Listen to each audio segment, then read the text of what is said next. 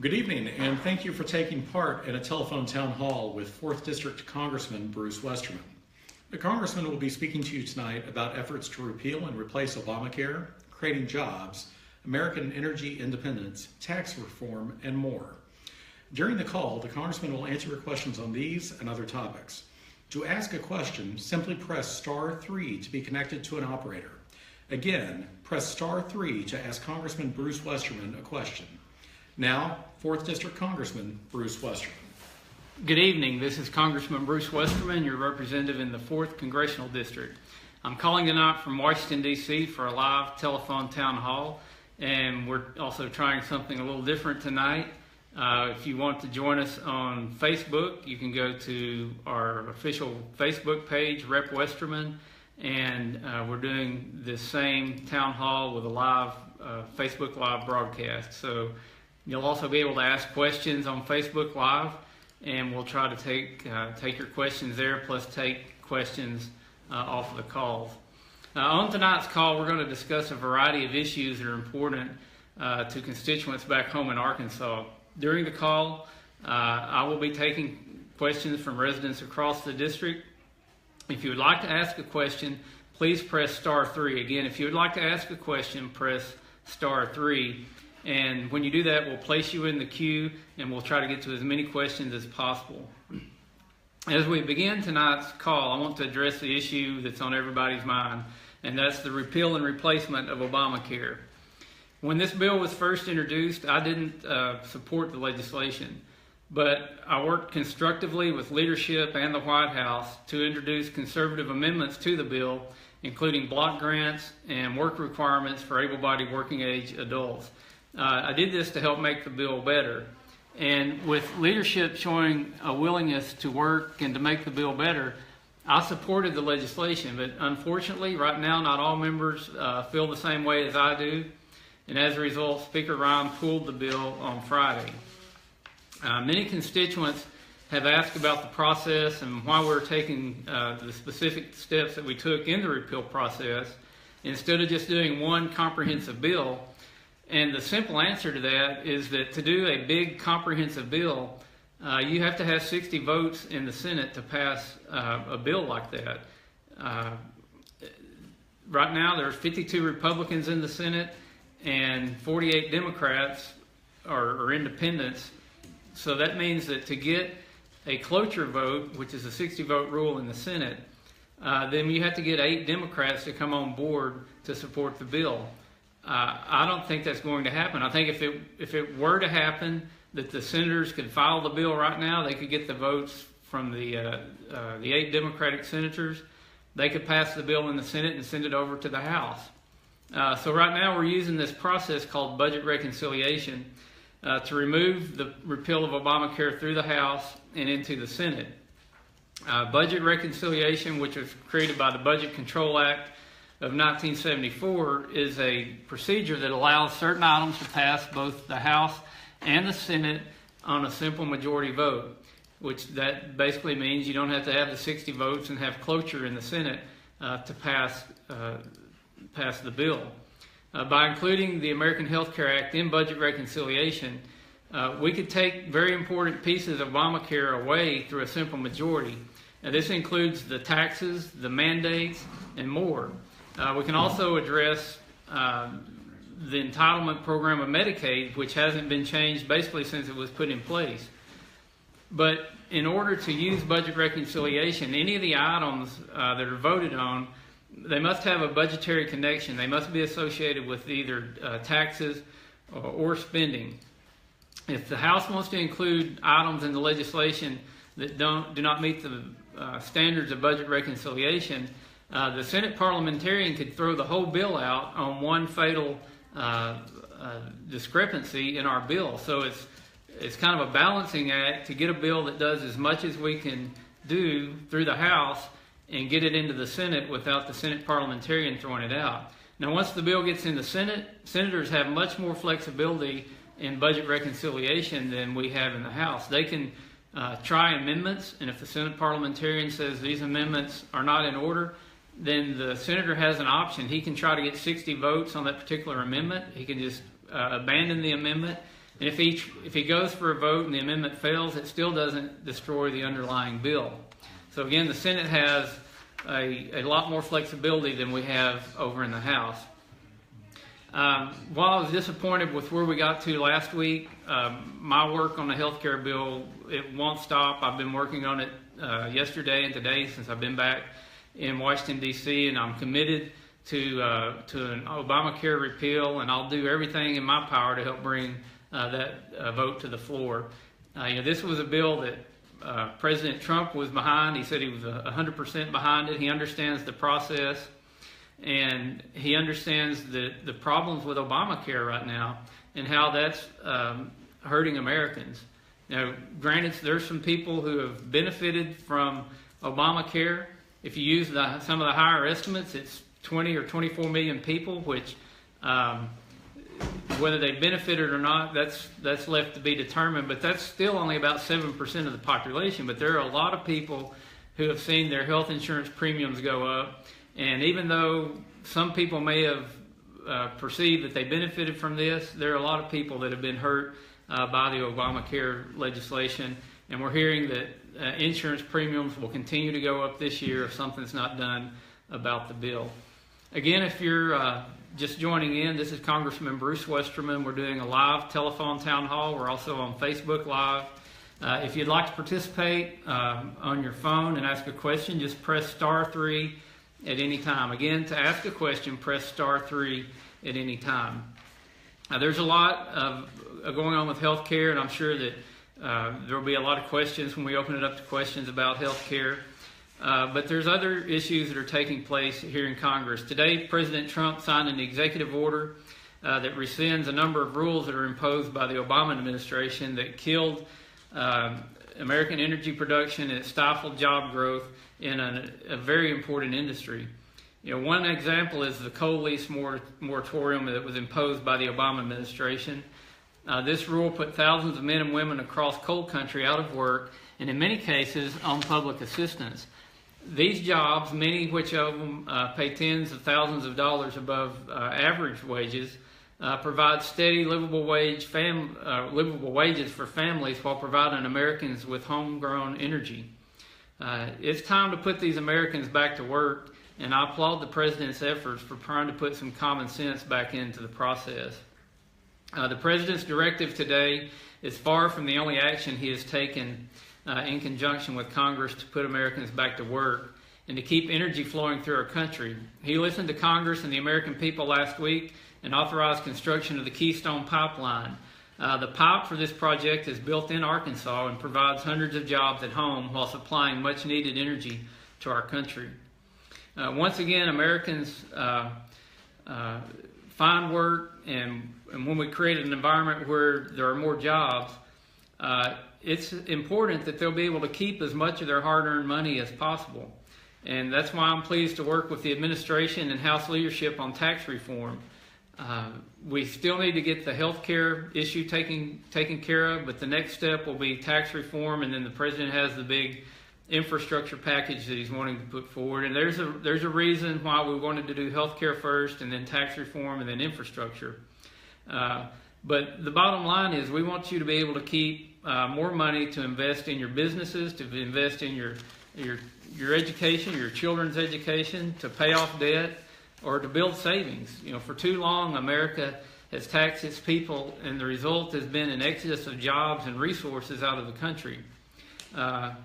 I believe that will stop this year as we'll work together to reform our tax code. And you may be asking, how do we do this? And I think the answer to that is as simple as things can be in Washington, D.C. And as we take the current 7 individual tax brackets and reduce it to 3, we make taxes so simple that you can complete your annual return on a postcard. We'll also reduce the corporate tax rate so it is competitive with the rest of the world. And the objective is to keep companies here at home and encourage others to come back home and to invest money and create jobs here in the U.S. I've talked to a lot of folks since we've been talking about this legislation, and there are some issues that are going to have to be worked out with this, but by and far, manufacturers and job creators are saying this is a good step for them to bring business back to the U.S. from overseas, to bring money back to the U.S. from overseas. And, I'm excited that I believe we'll eventually get through this health care issue, and then we'll get on to tax reform. So again, this is Congressman Bruce Westerman, and this is a live telephone town hall. Again, we're also live on Facebook Live. If you'd like to ask me a question, press *3, or you can ask the question on Facebook Live, and we'll try to get to as many of those as possible as well. We've got the first question here. This is coming from Carla, and the question is, what will it take for Dems and Republicans to work together? Are you on the line with me, Carla?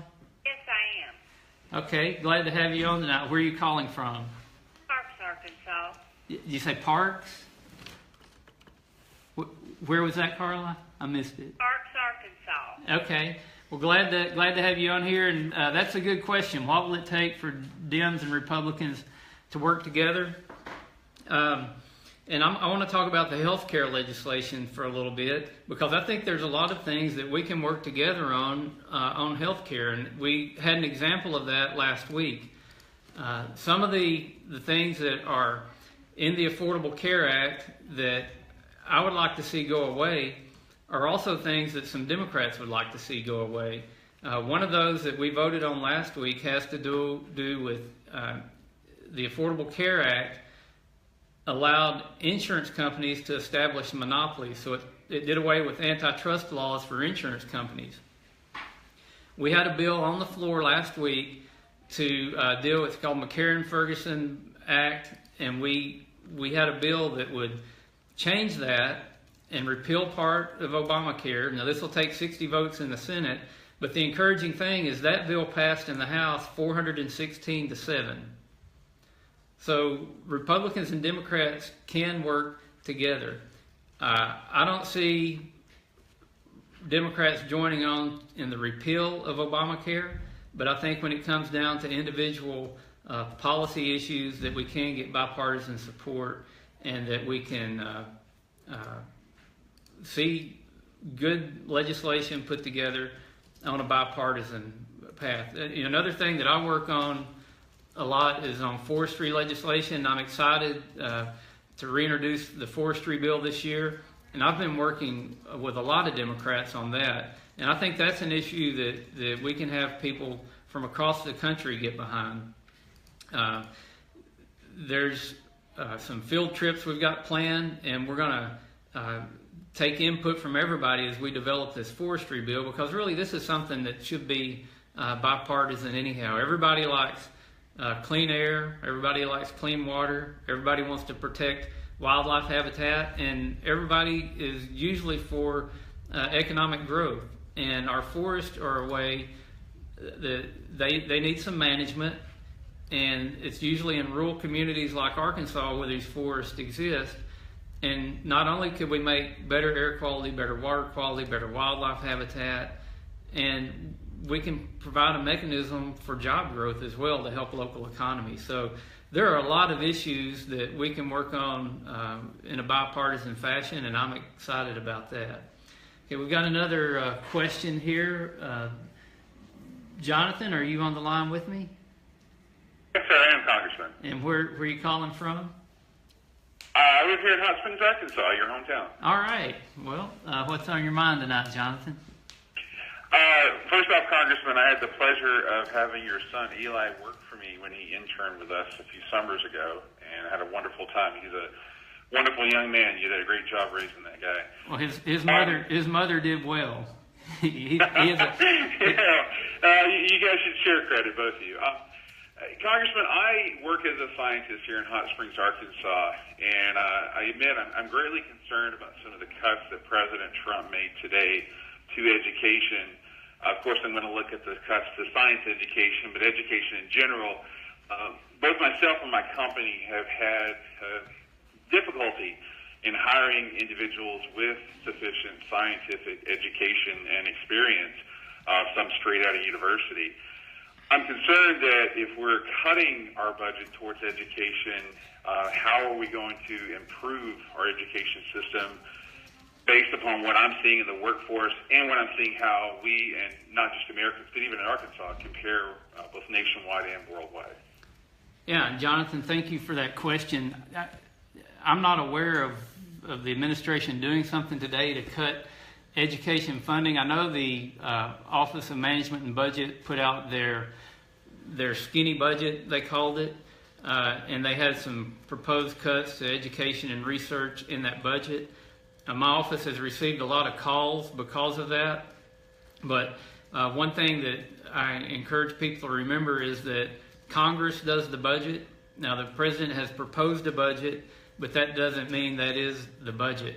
I'm a huge supporter of research and development because history shows that it pays for itself many times over in the long run. And I believe America has to stay on the cutting edge. We do have a lack of not only scientists, but in all STEM fields. We need to get more kids engaged in that. So I think that's going to be a tough battle.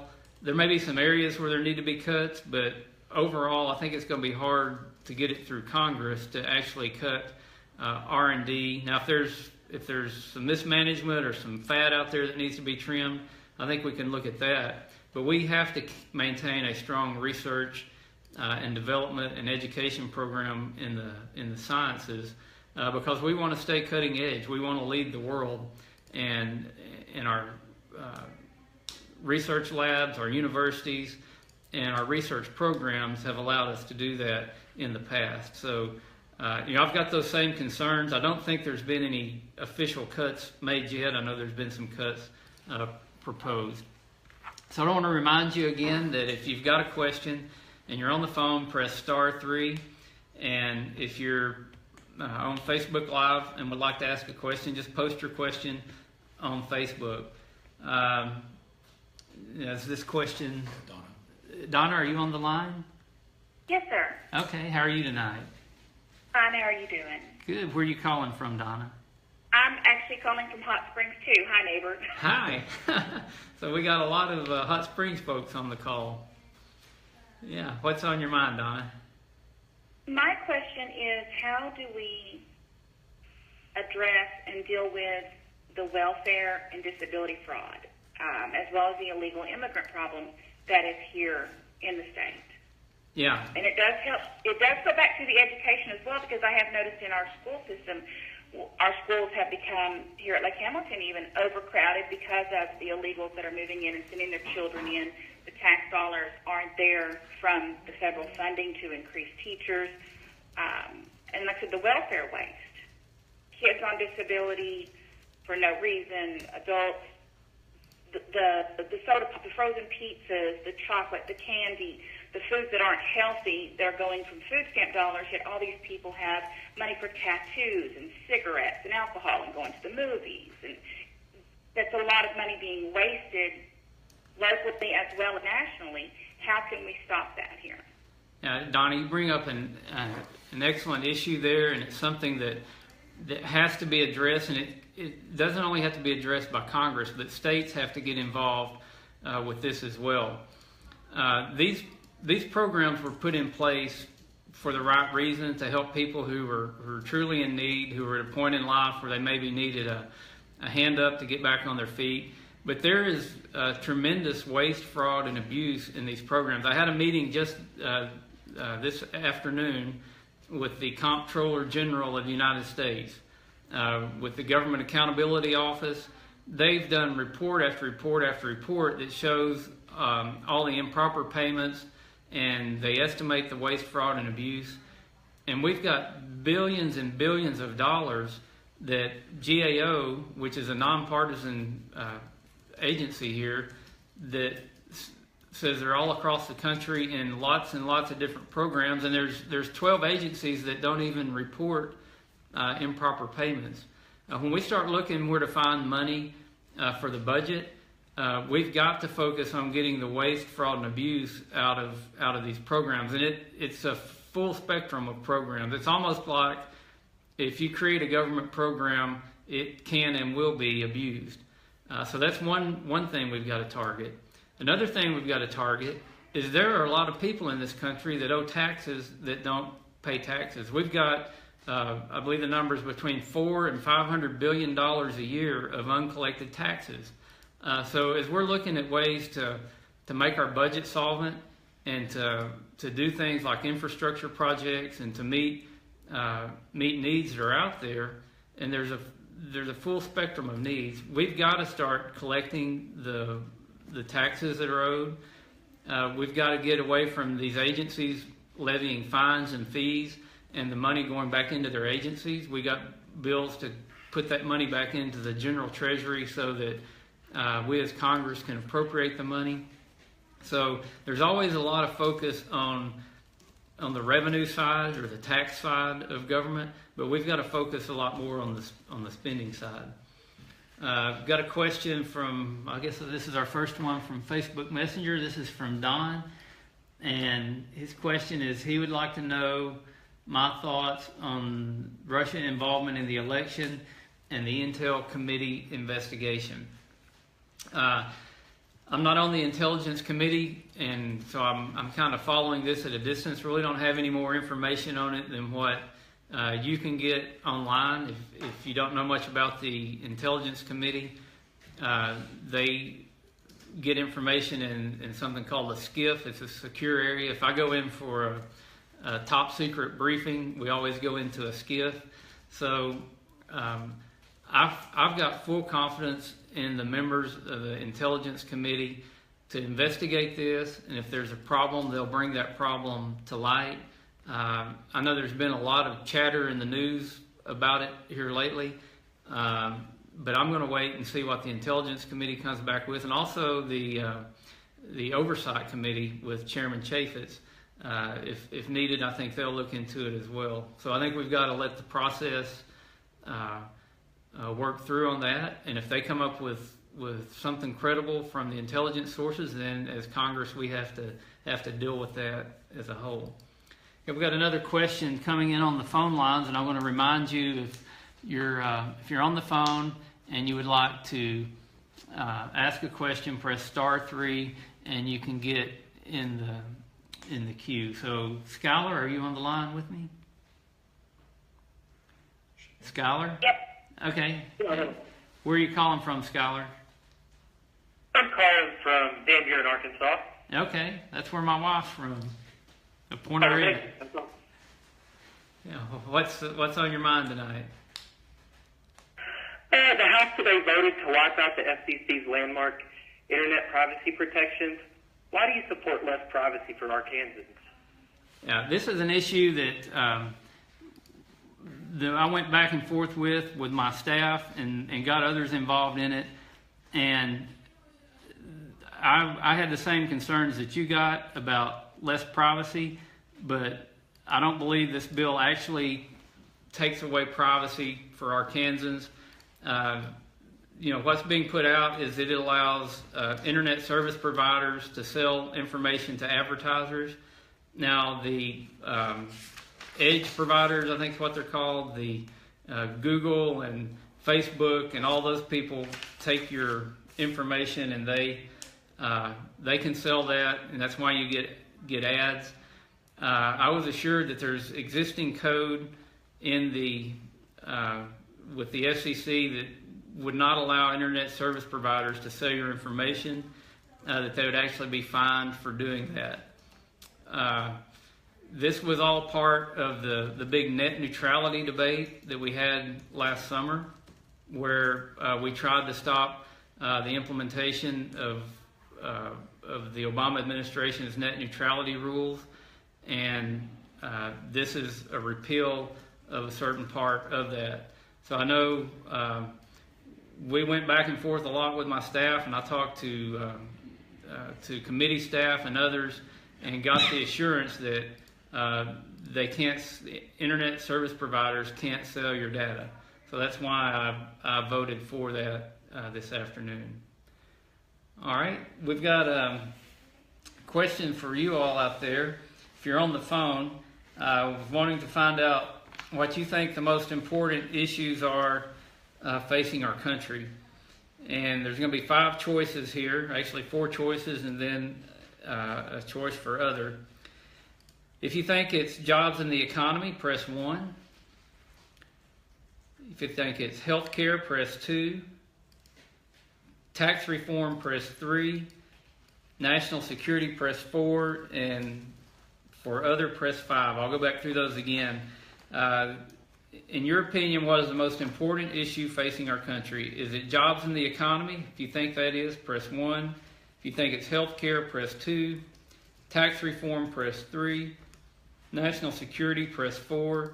And if you think it's something else, press 5. All right. Got a question from Daryl. Are you live with me there, Daryl? I'm live and me. Yeah. Thanks for calling, for asking a question tonight. Where's home for you, Daryl? I live in Jesseville. Okay. All right. I bet I know you then if you live in Jesseville. I live in where it is. All right. So what's your question about? I know you've been talked to about this before, but I've been a hunter all my life, all my adult life. Uh-huh. And I'm now 80 years old and disabled. And the Forest Service will not let us ride ATVs on these old roads up here that doesn't hurt a thing. They won't let us ride these old roads so we can still hunt. And I just wonder if there's been anything done about that. I know you've been talking about this before. Yeah, Daryl, I appreciate you asking that question. And this is one of these that it's irritating to me and it's not just the Forest Service. We see it with U.S. Fish and Wildlife. We see it with other agencies in other states, with the Bureau of Land Management, the National Park Service. And these agencies... Now I want to correct you on one thing. All right. The Game and Fish Commission has a provision that if you're disabled, you get a slip from a doctor, you can ride an ATV on anywhere on game and fish land. Right. So that's the Arkansas Game. Yeah, that's the Arkansas Game and Fish Commission, which is obviously a state agency. And so the Arkansas Game and Fish Commission's got a little bit of common sense on this. But when you look at U.S. Fish and Wildlife, which is a federal agency, you look at the Forest Service, you look at Bureau of Land Management or the Park Service, and we're seeing access denied across the country. And then these agencies will come in and tell me that, we got to do something to get more people using the public lands. And at the same time, they're blocking off access to the public lands. So this is a fight that I want to be involved in, that if we've got roads there, and especially like your situation where you're older, maybe at one time you could have walked in 3 or 4 miles, but you want to be able to still enjoy the public land and ride your four-wheeler down or your ATV down on these existing roads, and there's no reason why you shouldn't be able to do that. I'm on the Natural Resources Committee, and that's one of the areas that I'm planning to work on, is how we provide more access so that people can use their public land. So Daryl, I appreciate you asking that question, and that's an issue that I'm aware of and I'm working on. All right, we've got another question coming in from Facebook. This is from Michelle Lynn, wanting to know what is being done to combat illegals in Arkansas. What are you doing to change the laws on the books protecting illegals? So this whole issue of illegal immigration, President Trump was with us the other day, and he reported that the numbers are going way down on the border of how many people are coming in illegally. And this is just because of the people that he's got in charge of Border Patrol now. I don't think you'll find too many Americans that are opposed to legal immigration, but we have laws in place, and these laws have to be enforced. I don't believe the previous administration was real keen on enforcing these laws, but I know this administration is very intent on enforcing the laws, and we're already seeing the numbers drop significantly at the border on the illegals that are coming through. And it's not just illegal aliens that are coming through, it's drugs that are coming across the border. And we've got to work to keep our borders secure, to encourage legal immigration, and to make sure that people are playing by the rules. Another part of that question was, what am I doing to enforce those laws? And if you look at the health care bill that we're trying to pass, it has specific provisions in there about not providing services to illegals. So that's one thing that we're doing. And I know there will be additional legislation proposed that deal with these social welfare programs to make sure that it's American citizens that are getting the benefits of those programs that are funded by American tax dollars. Okay, we got from the question that we asked on the most important issues, and again, they were jobs in the economy, health care, tax reform, national security, or other, and the one that got the most votes was national security. So that doesn't surprise me at all. I know that most Americans feel like the number one role of the federal government is protecting the national security, and I'm not surprised at all that most respondents said that was their top issue. And if you'd like to ask a question, you can press *3 at any time. We'll get you in the queue, or you can post your question on Facebook Live.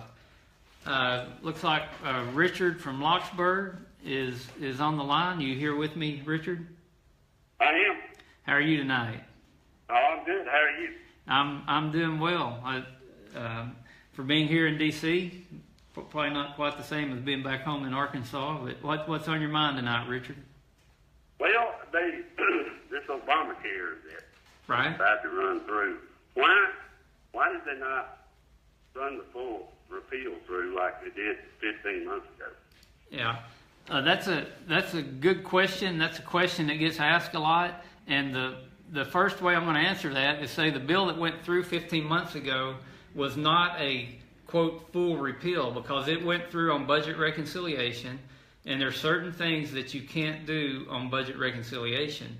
To do what I would call a comprehensive full repeal would take a bill that we could pass out of the House pretty easily, but when it gets to the Senate, because of their 60-vote rule, they have to have the 60 votes or cloture, and that would require 8 Democrats voting for cloture. I know Senator Paul claims he has a full repeal bill, and my question would be, why doesn't Senator Paul file that bill in the Senate and get his 60 votes and pass it out of the Senate and send it over to the House, and then we can vote on it? The reason is because I don't think you're going to get 8 Democratic senators to vote for cloture. So that leaves us with this process called budget reconciliation, which allows us to pass a bill with 51 votes or 51% of the votes in the House, or 50 plus 1, and a simple majority in the Senate. But it's also got restrictions on it. We've got a frequently asked questions page on Facebook. If you're on there, you can look at that. That goes into more detail on it. But it's a very complicated process. I did a post on it over the weekend and tried to answer a lot of questions that people had. But being on the Budget Committee, I'm intimately familiar with budget reconciliation. That is our pathway and our process to fully repeal Obamacare, but it has to be done in steps. The first step is to do away with the mandates, to do away with the taxes, and we can address the Medicaid entitlement program. The bill that we've got right now, which still needs some improvement on it, but it would be the largest entitlement cut and tax break in history if this bill were passed just like it is now. The second phase to that is we've got Health and Human Services Secretary Dr. Tom Price, who used to be my Budget Committee chairman in the House.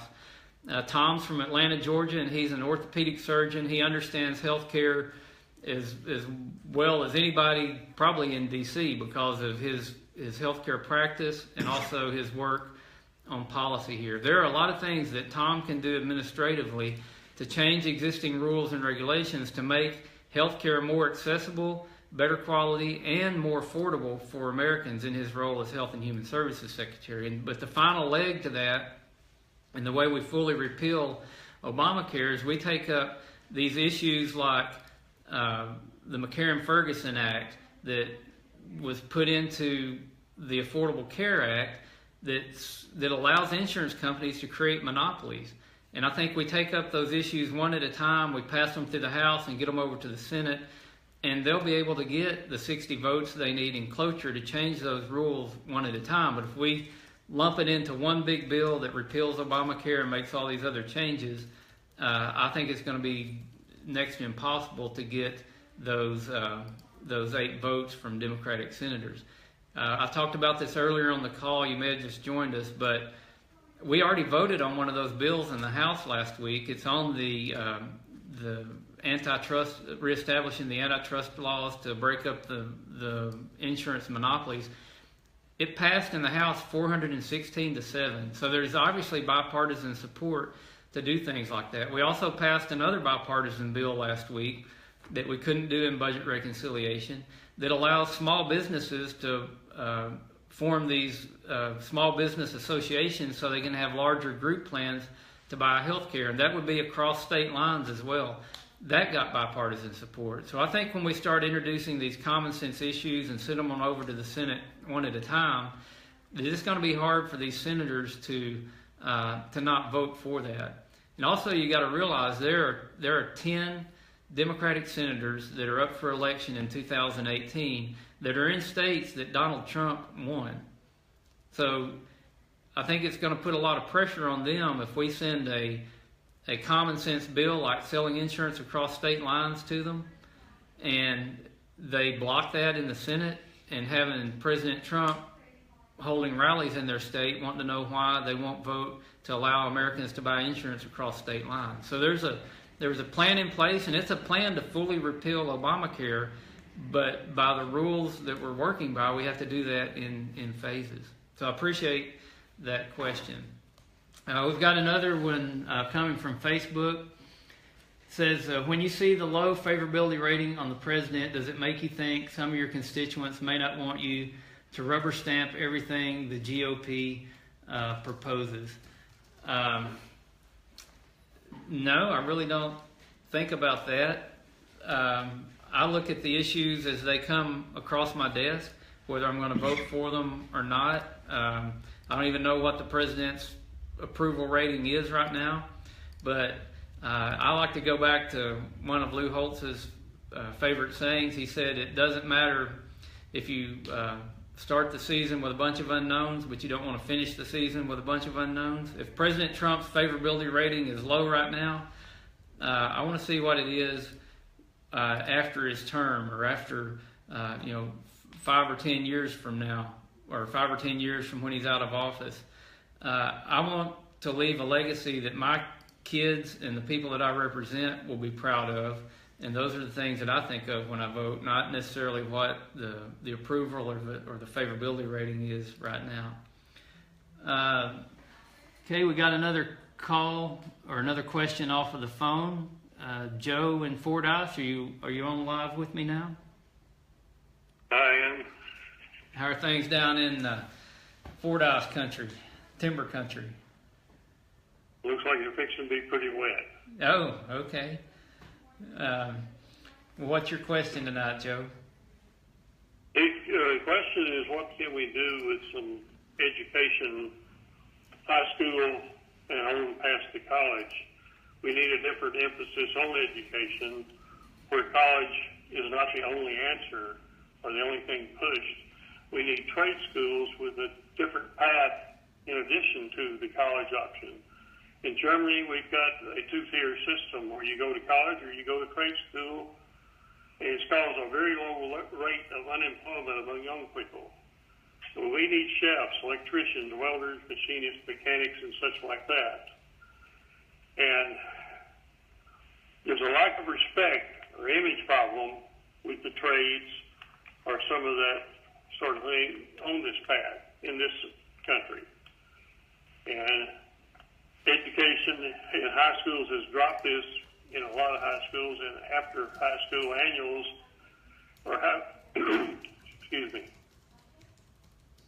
the high school, typical high school annual is going to show 50 or 60% sports with no science club, no debate team, and or many of them here in Arkansas have dropped agriculture Yeah. as a program.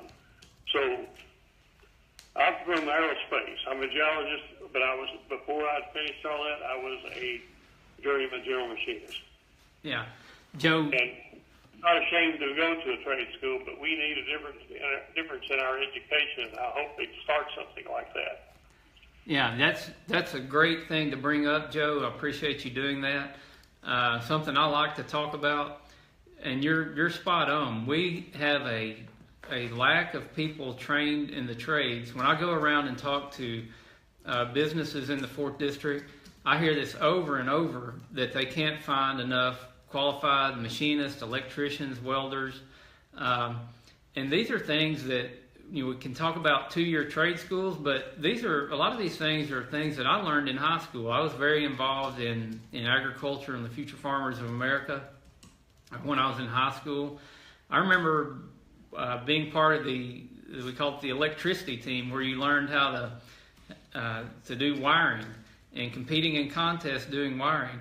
And I went on to college and became an engineer, and I went to graduate school, but some of the most important things I learned, even benefiting my engineering career, I learned in shop class in high school. I can wire your house.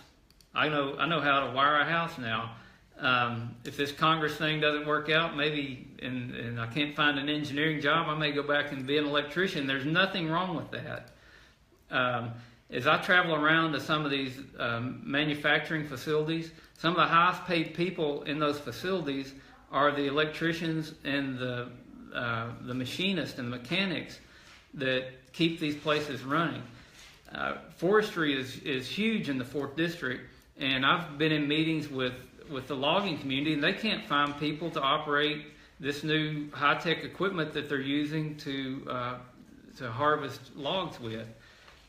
You can't just take somebody that you got to have somebody with some skills before you put them in a $250,000 or $300,000 piece of equipment and turn them loose.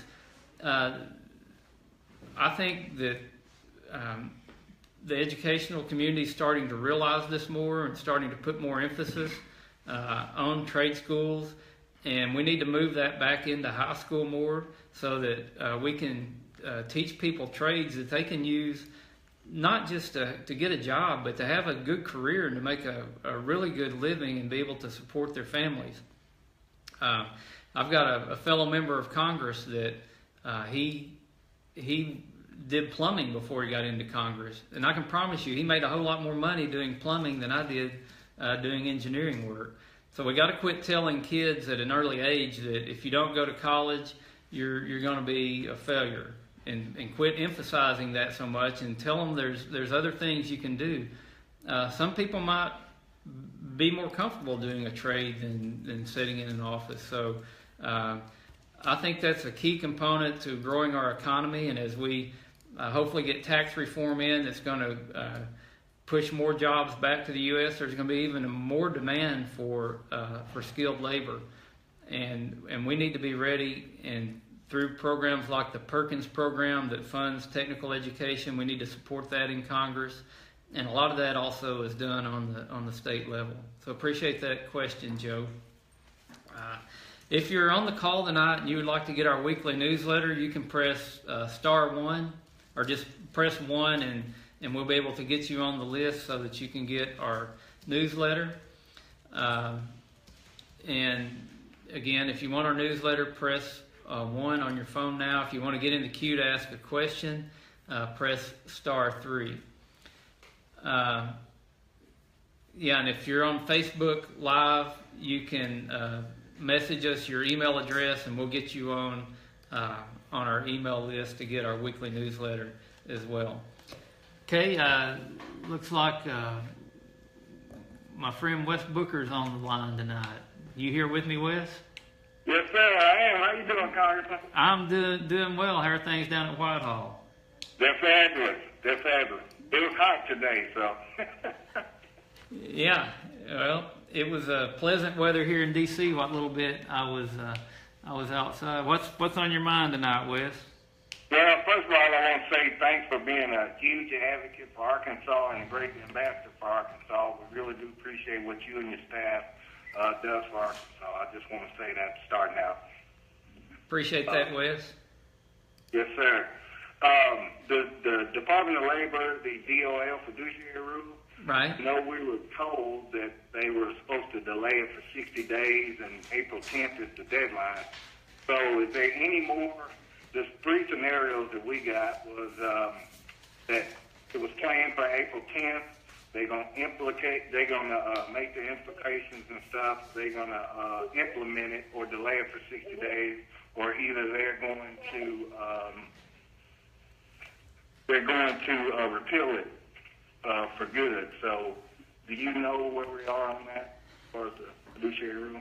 Yeah, I think the ultimate thing, it needs to be repealed for good. The information I got is that the White House is reviewing the rule, and it may be delayed before the April deadline when it's supposed to go into effect. And I know they're looking at the cost impact on the fiduciary rule. I feel good about where we're going on the rule, but we're waiting to see what the White House is going to do with it, because it was a rule put into place by the Department of Labor. It wasn't any law that Congress passed, and it's something that the current Department of Labor can change. So we're monitoring that. It looks like it's moving in the right direction with what the White House is doing, but we'll continue to look at it. Good to visit with you, Wes.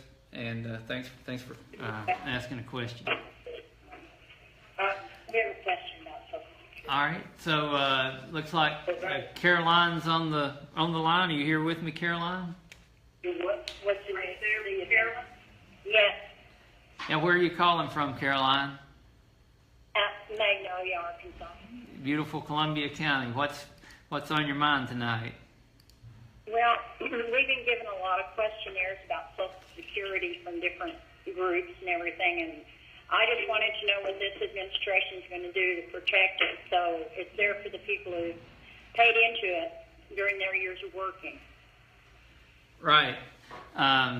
Social Security is something that's not really even being discussed right now, but it's a huge problem or an opportunity or an issue, whatever you want to call it, that we're facing. With my service on the Budget Committee, I see firsthand some of the issues with Social Security. And the problem is the Congressional Budget Office says on the path that we're on that Social Security will be insolvent by 2034, and I think they've actually moved that date up a little bit. So it's a problem that we definitely have to address. Not everybody may realize this, but Social Security is the single largest expenditure of the federal government. It's over $900 billion a year. And we've reached a new point with Social Security because there's mainly two areas of funding for it.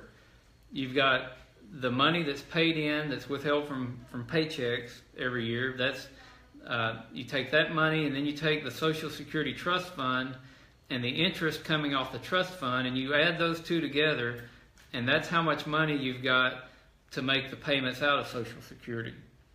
So last year we reached a point where that was almost in equilibrium, where the money paid in plus interest off the trust fund was slightly more than the money paid out in Social Security. This year, and if not this year, for sure next year, the money paid out of Social Security will be more than what's paid in plus the interest off the Social Security Trust Fund. So when that happens, the Social Security Administration will have to go into the trust fund, and where that money's invested, where it's earning interest now, they'll have to, if you will, call the loan, so they'll have money to pay out. So that's going to start decreasing the Social Security Trust Fund. We have got to do something to fix this.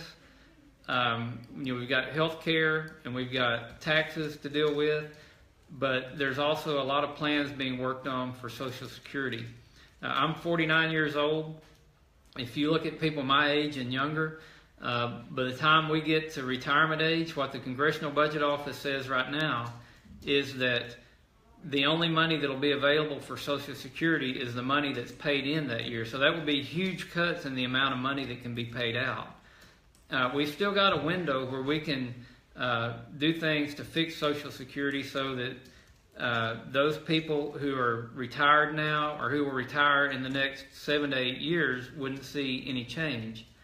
But it may be dealing with the retirement age. There are a lot of plans out there from different organizations. There's a solution that can be put into place, but it's going to take the will of Congress to make that happen. And so far, people have been unwilling to address the Social Security issue, but it's something that we have to take a hard look at and come up with a solution. And it may be a solution that some people don't like. It's hard to find something that everybody likes. If you don't believe that, look at what happened with our health care bill last week. But we've got to address it because it's on a pathway to insolvency. Okay, so we're running close to time here. We've got time for a question or two. Michelle, are you on the line with me or live? Michelle, are you live? Neil, Cherry, and Waldron. Okay. Neil, are you on the line?